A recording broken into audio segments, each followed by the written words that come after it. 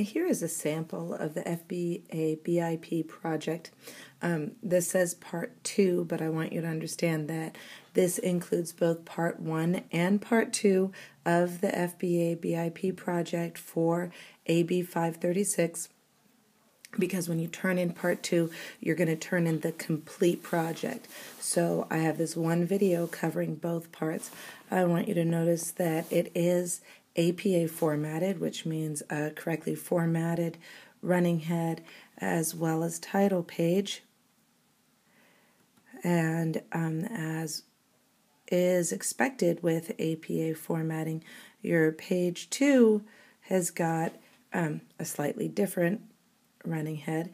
They've got, the name is just client, and they've got their date of birth. They've got background information on the client, which includes things such as her age, where she goes to school, what she likes, what her communication abilities are, her physical abilities, her diagnoses, with whom she lives, and her relationship to the therapist.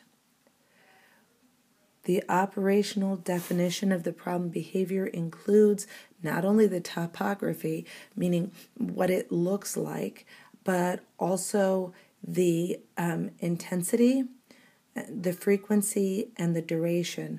Those are very important things to include in a definition. Okay?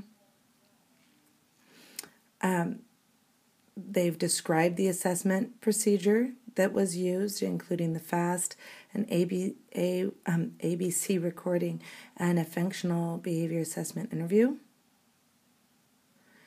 That they used a scatterplot data sheet.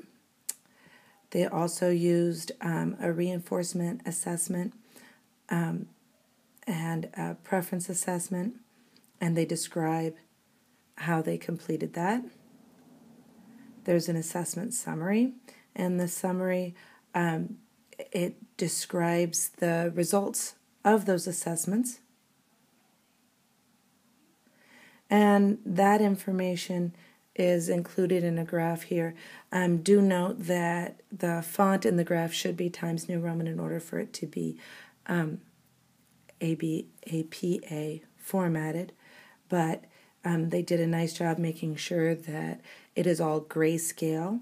It's important not to use any color in graphic displays so as to not create an unwanted bias. Okay, so they've got graphic displays for all of the results.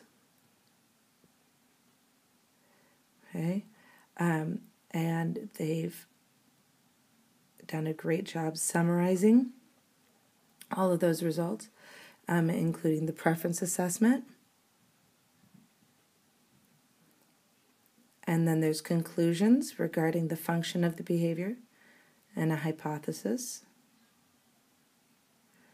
And now they've gone into the behavior intervention plan, which starts with operational definition of the replacement behavior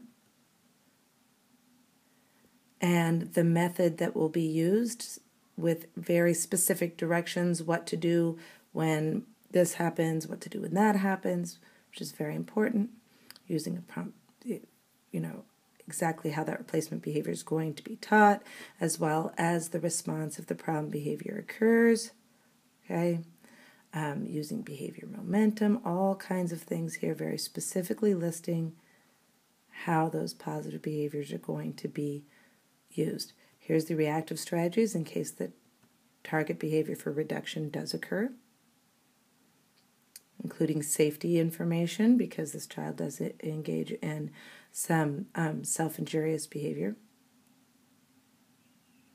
There's a note here about the importance of consistency, which is also very important when you're giving reports to families. And they do a nice job listing references, APA formatted with a hanging indentation. Okay, so that's what a completed FBA-BIP project for this course looks like, and that includes both Part 1 and Part 2. and it is all pulled together and turned in at the end of week 7. Thank you.